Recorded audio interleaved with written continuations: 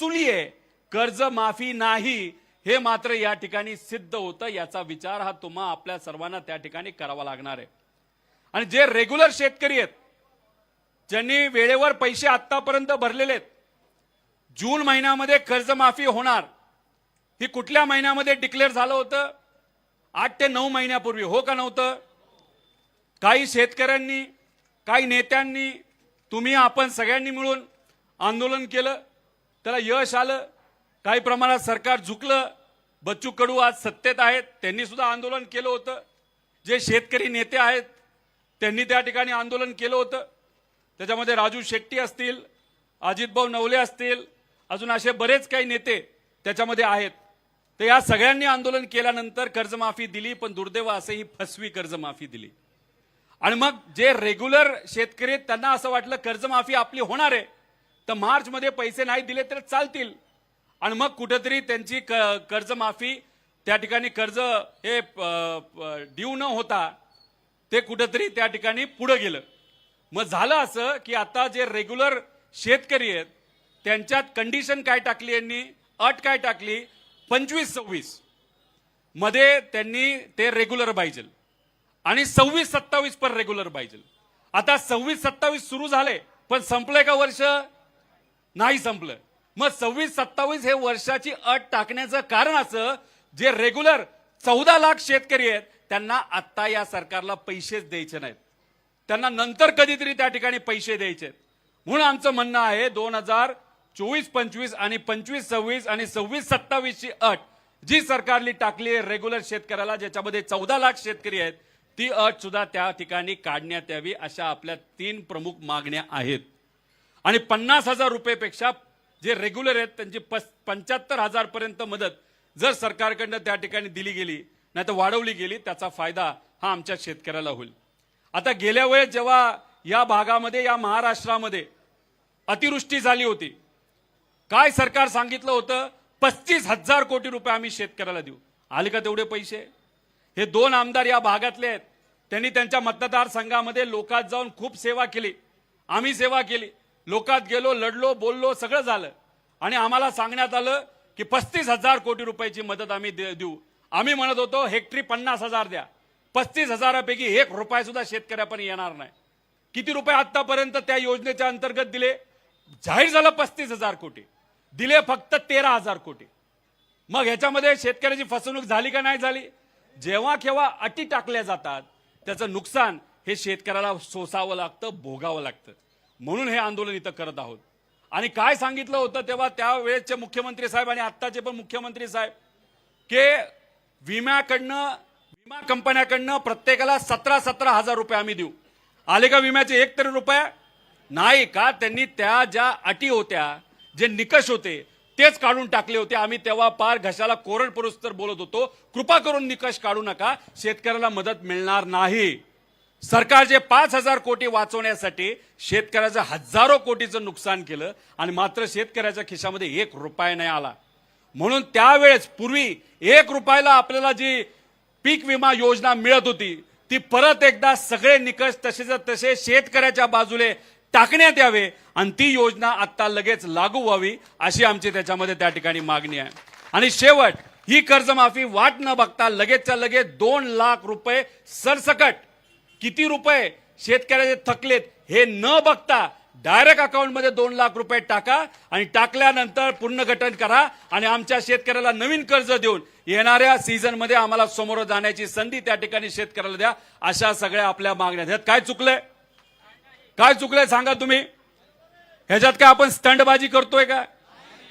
ह्याच्यात का आपण लढतोय? आज जर आमच्या शेतकऱ्याला मदत नाही मिळाली तर आतापर्यंत गेल्या काही दिवसामध्ये 22 पेक्षा जास्त शेतकऱ्यांनी दुर्दैवाने या महाराष्ट्रामध्ये त्या ठिकाणी आत्महत्या केलेली आहे।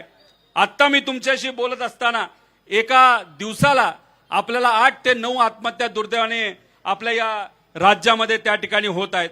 नागपूरमध्ये झाल्यात, विदर्भात झाल्यात, मराठवाड्यात झाल्यात, या सगळ्या भागामध्ये आता त्या ठिकाणी आत्महत्या या सुरू आहेत। त्यामुळे अशा पद्धतीने आमच्या शेतकऱ्याला वाचवायचं असेल तर हे आंदोलन आमच्यासाठी महत्त्वाचं आहे। प्रशासनाला विनंती आहे की नेत्यांशी तुम्ही चर्चा करा, त्यांच्याशी संपर्क साधा, मंत्र्यांशी संपर्क साधा, आज आम्ही इथं हे आंदोलन आमच्यातले काही जण इथं सुरू करत आहोत।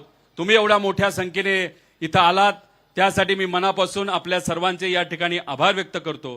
त्याच्याचबरोबर मी या मीडियाच्या मदतीने महाराष्ट्राचे तमाम शेतकरी नेते, सत्तेतले नेते, विरोधातले नेते, सामान्य लोक या सगळ्यांना मी आव्हान करतो की शेतकऱ्याला पाठबळ देण्यासाठी, पाठिंबा देण्यासाठी आपण जमेल तसं या आंदोलनाला त्या ठिकाणी यावं।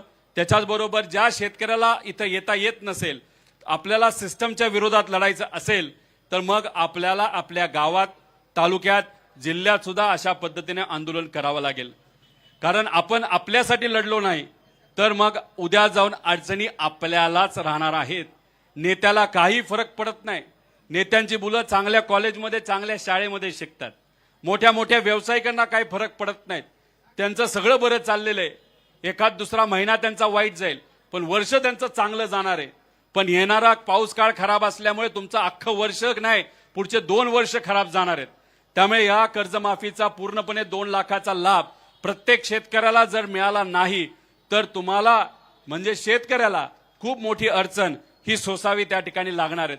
म्हणून आपल्या सर्वांना सांगतो की हे आंदोलन आपल्या सर्वांसाठी अतिशय महत्त्वाचं आहे आणि तुमच्या सर्वांच्या साक्षीने, विठोबारायाच्या आशीर्वादाने, सर्व संत श्रेष्ठांच्या आशीर्वादाने, सर्व महामानवांच्या आशीर्वादाने, माझ्या आई वडिलांच्या आशीर्वादाने, माझ्या परिवाराच्या पाठिंब्याने व सर्वसामान्य लोकांच्या पाठिंब्याने हे आंदोलन आत्ता आपल्या सर्वांच्या उपस्थितीमध्ये, त्याच्याचबरोबर 4 जून पासून आत्तापर्यंत कर्जबाजारी जे शेतकरी होते आणि दुर्दैव कर्जबाजारी असल्यामुळे ज्या ज्या शेतकऱ्यांनी आत्महत्या केली, आपल्या परिवाराला त्या ठिकाणी सोडलं, ज्याच्यामध्ये नारायणबाई धोटे असतील नागपूर, त्याच्याबरोबर सुखदेवभाऊ पाटोड असतील, लतादाई गायकवाड असतील, खुशालभाऊ खंडाईत असतील, त्याच्याचबरोबर गजाननभाऊ राठोड असतील, नागरामभाऊ राठोड असतील, संजयभाऊ साळवे असतील, दशरथभाऊ चव्हाण असतील, विनोदभाऊ शिंदे असतील, विश्वासभाऊ क्षीरसागर असतील,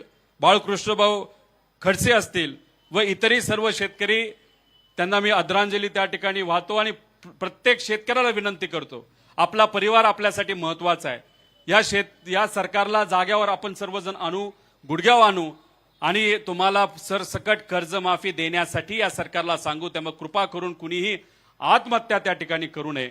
यांना आदरांजली सगळ्यांना वाहून आणि तुमच्या सगळ्यांच्या आशीर्वादाने, पाठिंब्याने, महाराष्ट्राच्या तमाम लोकांच्या पाठिंब्याने, तसंच महाराष्ट्र धर्म टिकवण्यासाठी विठुरायाच्या या पावनभूमीमध्ये आत्तापासून मी आमच्या अन्नदात्यासाठी अन्नत्याग आंदोलन इथं सुरू करत आहे। आता सरकारकडे खरं तर निर्णय गेलेला आहे की या आंदोलनाला असंच वाढवत ठेवायचं, शेतकऱ्याला असंच अडचणीत त्या ठिकाणी ठेवायचं का आमच्या अन्नदात्याला त्या ठिकाणी सहकार्य करायचं।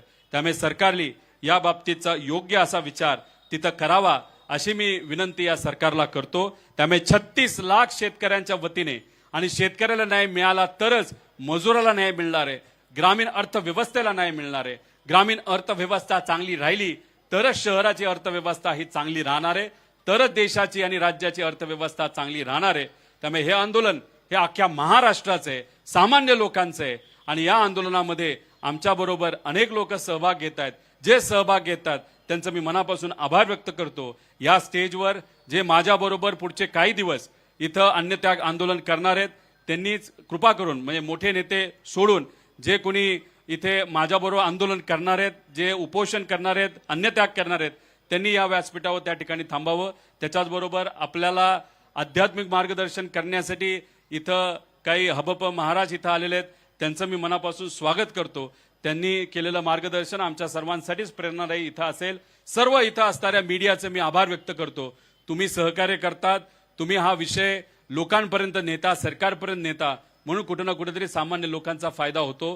काही दिवसांपूर्वी लातूर मध्ये असणाऱ्या एका शेतकऱ्याकडे बैल नसल्यामुळे स्वतःच्या पत्नीला नांगर तिथं ओढावा लागलं। ठीक आहे, मीडियाली बातमी केली, विरोधकांनी त्याच्यावर बोललं म्हणून सरकारने दुसऱ्या दिवशी एक बैल दिला, पण दुर्दैव असं ते बैल सुद्धा आजारी दिला। तो इतका आजारी होता की शेतकऱ्याकडे पैसे नसताना सुद्धा बाहेरून पैसा घेऊन त्याला डॉक्टरचे पैसे भरावे लागले, म्हणजे स्वतःच्याच खिशातून दिलेल्या बैलाला नीट करण्यासाठी पैसा गेला। जसा तो बैल आजारी आहे तशीच ही कर्जमाफी सुद्धा आजारी आहे. फक्त दाखवण्यासाठी आम्हाला कर्जमाफी नको, सरसकट आमच्या शेतकऱ्याला मनापासून मदत करण्यासाठी कर्जमाफी द्या, सरसकट द्या. आणि आम्ही सांगितलेल्या अटी ज्या तुम्ही मुद्दामून टाकलेल्या आहेत त्या सर्व अटी ज्या आम्ही म्हणत आहोत तुम्ही काढा, त्या काढाच असं म्हणून मी इथं माझं आंदोलन सुरू करत आहे. रामकृष्ण हरी. जय हिंद, जय महाराष्ट्र, जय महाराष्ट्र धर्म.